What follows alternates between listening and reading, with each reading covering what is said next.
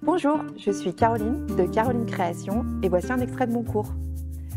On va passer au montage du zip.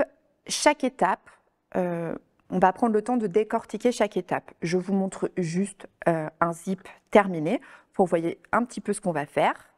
Donc, vous voyez, en gros, on va créer ça et surtout faire en sorte d'avoir cette fameuse découpe, ce repère qui permet d'avoir les codes de la fermeture éclair, le soupon pour ne pas se blesser. Voilà. Donc ça, c'est ce qu'on va créer et je vais vous montrer les pièces qu'on va utiliser.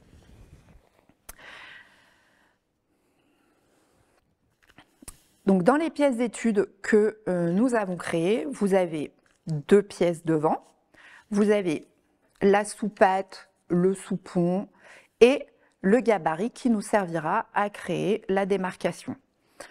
Pourquoi que le devant? Alors ça, c'est une technique qui m'est propre. Je sais que je ne suis pas la seule à l'utiliser. Et là, aujourd'hui, on est vraiment sur l'explication de comment monter un zip. Donc on va le faire comme j'ai l'habitude de le faire, c'est-à-dire moi, je monte toujours mon devant et après, j'assemble. Pourquoi? Parce que c'est plus facile à manier, parce que vous allez voir, on va manipuler le tissu. Et quand il est assemblé au dos et au devant, c'est toujours un peu plus compliqué. Donc ça, c'est ma petite astuce, ma technique, qui n'est pas la mienne, hein, parce qu'elle est utilisée par un grand nombre de couturières. Mais moi, j'aime travailler que sur mes pièces devant quand je monte mon zip. Donc, la première chose, ça va être de prendre le premier gabarit, donc qui est la pièce d'étude devant x 2. Donc vous le voyez, je l'ai découpé.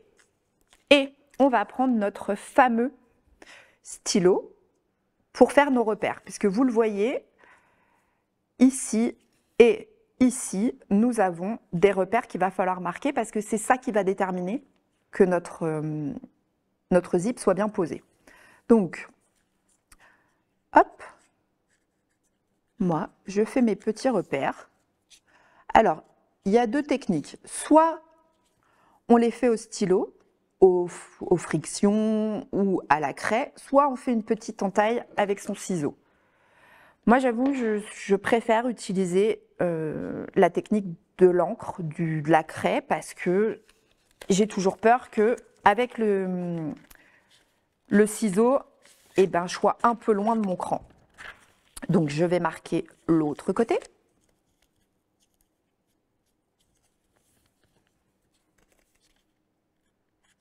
Voilà, ça, c'est la première chose à faire. On a marqué nos crans qui vont nous permettre de monter notre zip sur notre devant. Je vous montre les 2 pièces. Voilà, là pour l'instant, on est d'accord, ça ressemble encore pas à un pantalon ou à un short, mais vous allez voir, ça vient. Autre pièce qu'il faudra découper, pièce d'étude, soupate. Ce qui est important, c'est de savoir que dans certains patrons, vous allez avoir le nom de soupate, vous allez avoir le nom de soupon. Ne vous embêtez pas avec ça. Cette partie, qui est une partie primordiale dans la couture de votre zip, c'est la partie qui va permettre de ne pas se blesser, qui est cette partie-là. Parce que quand on remonte sa fermeture éclair, vous voyez qu'on peut se blesser. Donc cette partie-là, quel que soit son nom, c'est la partie la plus importante de la pose du zip. Donc la soupate, cette pièce-là, que vous allez retrouver et que vous pouvez prendre n'importe quel pantalon, jean ou quoi que ce soit, vous avez toujours la soupate ou le soupon, c'est pareil, mais ça, partie importante du patron.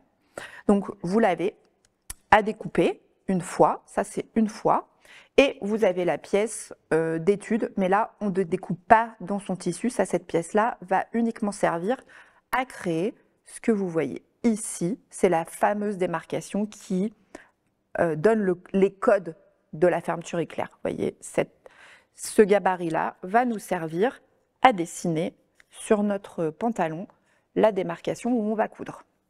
Si cet extrait vous a plu, retrouvez l'intégralité de ce cours sur artesane.com.